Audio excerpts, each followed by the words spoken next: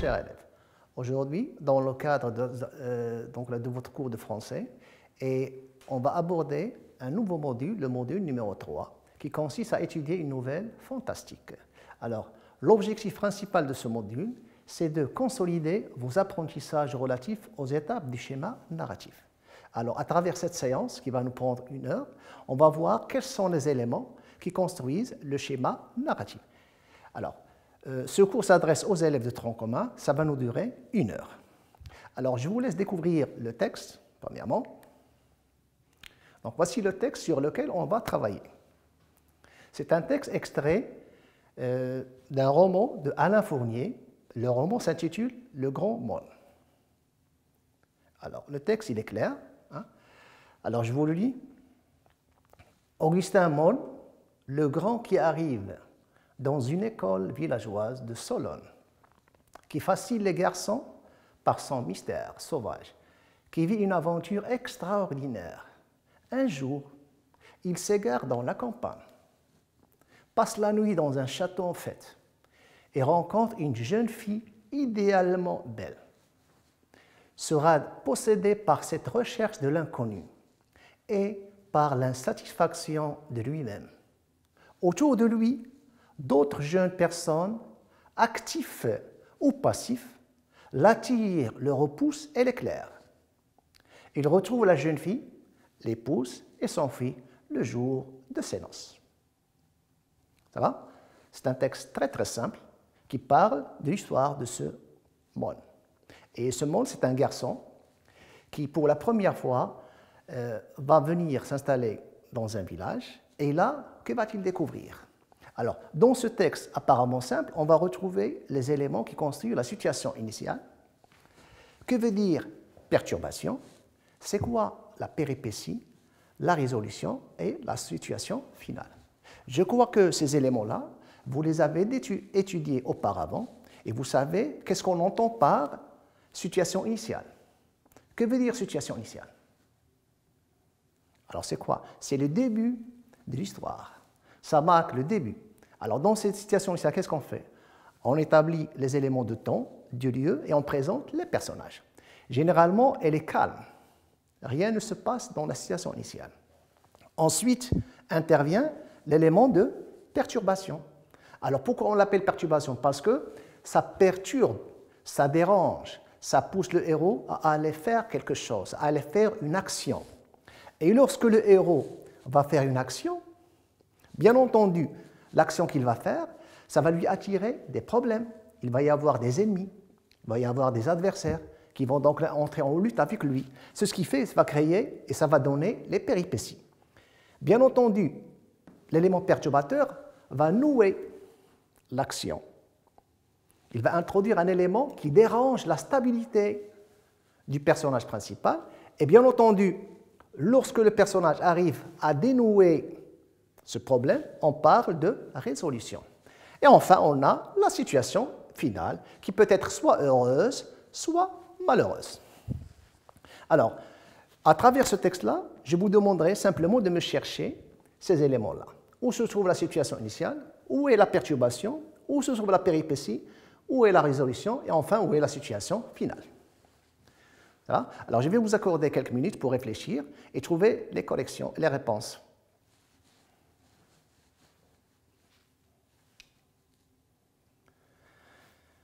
Alors, chers élèves, j'espère que vous avez trouvé la réponse, n'est-ce pas? Parce qu'apparemment, c'est facile, il n'y a pas de problème. Alors, qu'est-ce que vous avez trouvé? Alors, on va corriger ensemble, et j'espère, à travers ce que je vais vous donner comme correction, vous allez comparer à ce que vous avez écrit. Alors, on a la réponse. La situation initiale. Non, qu'est-ce qu'on avait dit? C'est le début. C'est le début, bien entendu. Le début du texte, c'est Augustin Mon. Alors, où s'arrête cette situation initiale? Ou bien, où commence la perturbation? Hein? Qu'est-ce que vous avez trouvé? La perturbation commence avec « il s'égare ». Et d'ailleurs, on vous a sûrement dit au cours que la perturbation, elle est toujours introduite par quoi? Par un élément, un articulateur qui exprime quoi? Qui exprime une action qui est brève. Dans le texte, où est cet articulateur? C'est un jour, qui marque une action rapide, brusque. Alors, un jour, donc, on pourrait dire que la situation initiale commence d'ici, ça se termine jusqu'à extraordinaire. La perturbation, elle est introduite par un jour, l'articulateur qui exprime une action qui est brusque. Et bien entendu, cet élément, donc là, le personnage, qu'est-ce qu'il fait? Que lui arrive-t-il? Il s'égare. Que veut dire s'égarer? C'est se perdre. Il faisait une balade, il se promenait, et il s'est perdu. Et cet égarement, ça va le mener à découvrir quelque chose. Alors, si le personnage, par exemple, Maud, ne s'est pas perdu, ne s'est pas égaré, il n'aurait pas de perturbation ni de péripétie. C'est-à-dire que cette perturbation est nécessaire pour la suite du texte. Alors, le personnage, il est perturbé. Il s'égare dans la campagne. Quelles sont les péripéties? Alors, les péripéties, c'est-à-dire le changement de situation. Hein? Alors, premièrement, il passe la nuit. Regardez la suite des verbes. Ensuite, rencontre une jeune demoiselle. Bien entendu, cette demoiselle, elle est idéalement belle. Regardez la modélisation par l'adverbe de manière belle. Elle est extrêmement belle. C'est ce qui fait que, puisqu'elle est très belle, elle va attirer Augustin Mons. Ensuite, la suite logique de ceci, de cette rencontre avec cette demoiselle, va faire que le personnage sera possédé. Regardez le verbe. Possédé, c'est-à-dire cette fille va posséder ce personnage. Il va être complètement attiré par cette femme. Et donc, ensuite, il va se perdre. Bien entendu, le personnage va découvrir un autre univers, dans d'autres personnages qui vont soit entrer contre lui, ou bien avec lui. Alors, soit ces personnages qui vont l'aider, soit ils vont se retourner contre lui. Et bien entendu, la fin de ces péripéties, on va avoir la résolution. C'est quoi? C'est il retrouve la jeune fille. C'est-à-dire le personnage, il a résolu le nœud, et la situation finale, qu'est-ce qu'on a? Il épouse la jeune fille et s'enfuit le jour de ses noces. Et bien entendu, cette situation finale peut devenir le début d'un autre schéma narratif, ou bien d'une autre situation initiale. J'espère que mes explications étaient à la hauteur, n'est-ce pas? Et j'espère que vous avez compris le mécanisme du fonctionnement du schéma narratif. Je reprends. Alors, on a 5 étapes cruciales. 1. La situation initiale, perturbation, péripétie, résolution, et enfin, vous avez la situation finale. Maintenant, s'il vous plaît, on va passer au deuxième exercice. C'est un exercice extrait des rêveries du promeneur solitaire de Jean-Jacques Rousseau. Alors, le texte, il est intitulé « L'accident de Jean-Jacques Rousseau ». Alors, je vais vous lire le texte. « J'étais sur les 6 heures à la descente de Mély-Monlenton, presque vis-à-vis du galant jardinier, quand des personnes qui marchaient devant moi s'étant tout à coup brusquement écartées. Je vis fondre sur moi un gros chien danois qui, s'élançant à toutes jambes devant un carrosse, n'eut même pas le temps de retenir sa course ou de se détourner. Quand il m'aperçut, je jugeai que le seul moyen que j'avais d'éviter d'être jeté par terre était de faire un grand saut. C'est juste que le chien passa sous moi, tandis que je serais en l'air. Cette idée est plus prompte que l'éclair, et que je n'eus le temps ni de raisonner ni d'exécuter, fut la dernière avant mon accident. Je ne sentis ni le coup, ni la chute, ni rien de ce qui s'ensuit, jusqu'au moment où je revins à moi. Ça va? Alors, dans ce texte extrait des rêveries du promeneur de Jean-Jacques Rousseau, je vais vous donner des questions, s'il vous plaît. Je vous laisse regarder le texte quelques minutes. Alors, les questions. 1. J'espère que vous allez créer les questions. Qui raconte l'histoire? Qui raconte?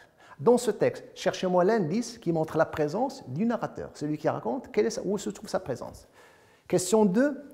Où et quand se déroule ce récit? C'est-à-dire, vous allez me chercher quoi? Les indices de lieu et de temps. Où et quand? Le temps et le lieu. Je crois que c'est facile à trouver, n'est-ce pas? Troisième indice. Quel est le genre de ce texte? Vous avez fait le genre de type de texte, n'est-ce pas? Alors dites-moi s'il vous plaît quel genre de texte. Et si vous réfléchissez bien, je crois que vous avez logiquement et simplement la réponse. 4. C'est un récit réaliste ou bien fantastique? Et auparavant, on avait étudié, vous rappelez-vous, le module 2, on avait étudié que veut dire récit réaliste. N'est-ce pas? Vous vous rappelez de la nouvelle réaliste? Au chant et la ficelle. On avait dit qu'il s'agissait de nouvelles réalistes. Et vous en rappelez les caractéristiques, n'est-ce pas? Ensuite, que veut dire un récit qui est fantastique? Vous saisissez, ou bien vous savez faire la différence entre fantastique et réaliste, ce qu'on avait vu avant. Alors, ce texte que je viens de vous lire, est-il réaliste ou bien fantastique? Cinquième et dernière question, à quelle étape du schéma narratif correspond l'apparition du chien? C'est-à-dire, dans ce texte, il y a un chien. Vous l'avez vu tout à l'heure. Alors, ce chien, lorsqu'il apparaît, c'est quel moment de la situation, du schéma narratif? Alors, je reprends, s'il vous plaît, pour vous laisser le... J'espère que vous avez vu les questions, n'est-ce pas? Qui racontent les indices. Deuxièmement, le lieu et le temps. Les indices spatio-temporels. Troisièmement, le genre de texte. Quatrièmement, s'agit-il d'un récit réaliste ou fantastique? Et enfin, vous avez l'apparition des chiens. C'est à quel moment du récit? OK? Alors, je vais vous laisser le texte, voir.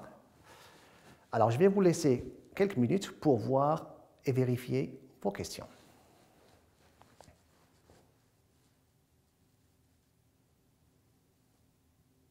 Alors, j'espère que vous avez trouvé les réponses, n'est-ce pas? C'était facile ou bien difficile? Je crois que l'exercice était facile, hein, parce que vous avez déjà eu connaissance de genre de texte, de récit réaliste, fantastique, etc. C'est-à-dire que vous savez comment saisir et traiter les questions. Alors, on va voir maintenant la réponse. Bien entendu, lorsqu'on va voir la réponse, vous allez comparer chez vous et voir si vous avez bien ou bien mal fait. Alors, la première question, c'était quoi? Qui raconte? Alors, je vous ai demandé, je me cherchais les indices qui marquent la présence du narrateur. Alors, qu'est-ce qu'on a ici? Ils sont spécifiés en rouge. Vous avez le pronom « je », j'étais. Vous avez « moi », qui renvoie au narrateur. Vous avez le pronom « je ». Vous avez ensuite le pronom « je », le pronom « me », je, moi, je, et je, mon et je. Donc là, c'est-à-dire, tous ces éléments marquent la présence du narrateur dans le texte. C'est-à-dire que le narrateur, il est là, il est présent, c'est lui le héros de l'action. Deuxième question. Où et quand se déroule ce récit? Les indices spatio-temporels. Vous les avez trouvés, je crois. Alors on a les 6 heures, c'est un indice temporel. Vous avez Ménilmontant, c'est un indice spatial. Vous avez Galant Jardinier, un indice spatial. Et je crois que c'est tout, n'est-ce pas? Alors là, on vient de faire combien de questions? 2 questions. Troisième et dernière question, quel est le genre de ce texte? Normalement, la réponse à cette question, où est-ce qu'on va la retrouver? Hein? Le genre. Normalement, on retrouve la réponse, la fin, la signature du texte, les rêveries du promeneur.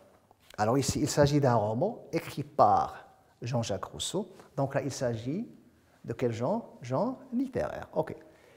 Alors, type de texte, comme complément d'information, il s'agit d'un texte comment? Descriptif ou narratif? C'est un texte narratif. Pourquoi? Parce qu'il y a le récit d'un accident qui est arrivé au narrateur. Alors, récit fantastique ou bien réaliste?